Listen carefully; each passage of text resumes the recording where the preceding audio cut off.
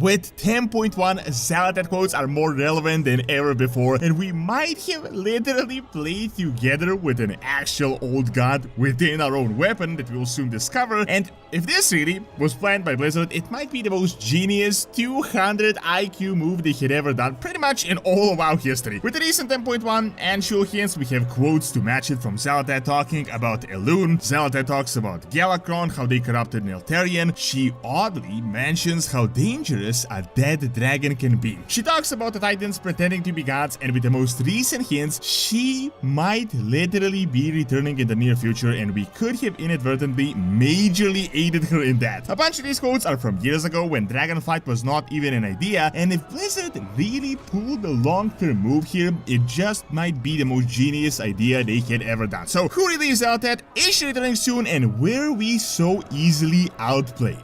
If you guys are looking to buy Dragonflight or anything Warcraft related, Gamivo has some amazing sales that you can check out with my link. On top of that, you can get software, gift cards, various games at crazy prices. Best of all, you can use my code DORON to add yet another discount to your purchase, so make sure to click my link below, check out Gamivo, and grab some amazing deals.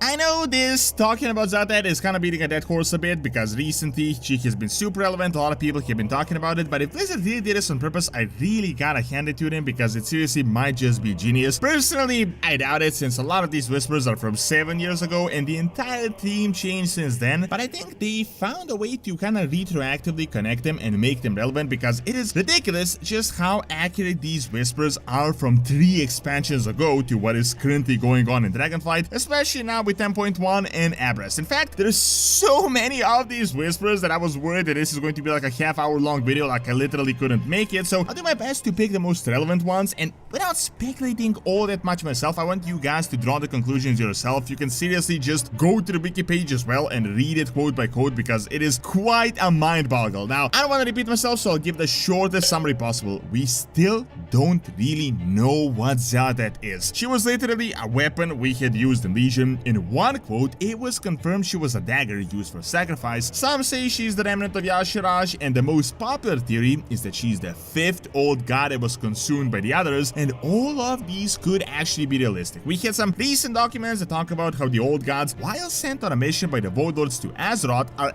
actually making up rules as they go because they're super chaotic by nature, so they don't really follow a structure. They work together, but they also battle each other. We have multiple Xal'atath quotes that confirm this. This land has seen so much upheaval, the cataclysm, the sundering, the scouring, you really have no idea. Then, she mentions how N'Zoth had battled Yashiraj around the Broken Isles and how N'Zoth always managed to turn a defeat into a victory.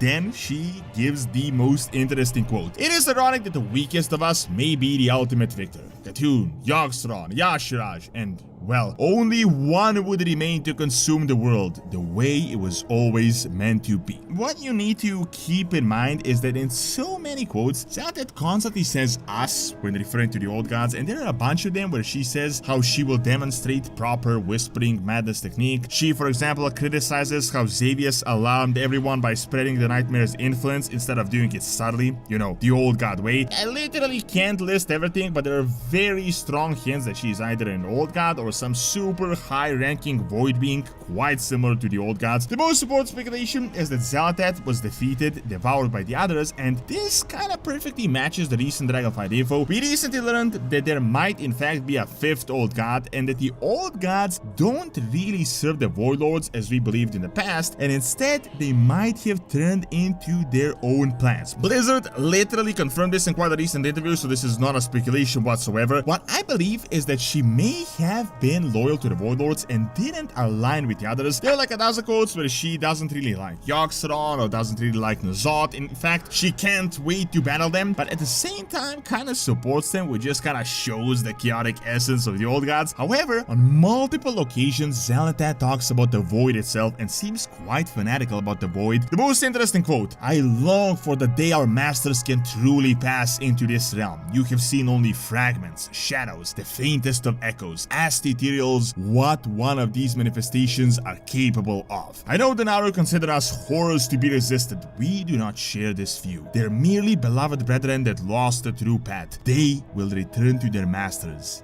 in time. Now, all of you probably heard this already, the 5th old god theory. It's super popular by now, a lot of people are talking about it, but here's the most interesting part, the quotes that are almost time predicting of Dragonflight and are super relevant to what is going on right now. I know talking about the Titans being bad is super popular right now, but Xal'atath was doing it before it was cool. The spawn of the Titans infest this area. Despite our gift of the flesh, they still worship those false gods. First of all, keep in mind, she says our gift of flesh, not our master's gift of flesh, which makes her equal to the old gods, or she considers herself equal. She also mentions the Titans as the false gods, which is a super common narrative right now. We then have, do not be impressed by tall icons of the Titans which stand here. The towers of sacrifice in Xal'atath dwarf these pathetic temples. Once again, taking the Titans down, but we have this as well. The research into the void here is commendable, but ultimately futile. How could you possibly understand what the Titans did not? This is crazy relevant with the recent info, as we learned that the Titans never figured out how the old gods really tick, and apparently they hid something beyond the waves that they couldn't really figure out, but kinda left it for later. However, this is just the beginning. I mean, we have actual quotes about dragons and multiple quotes about dragons that are from years ago. The fallen aspect slayer is near. He was the strongest of them, yet the easiest one for us to corrupt. I mean, keep in mind, once again, Xal'atath says us and is literally talking about how she corrupted Deathwing or took part in it. I'm guessing at this point she was still within the bait, but was probably doing it indirectly, as Natarian has obviously been researching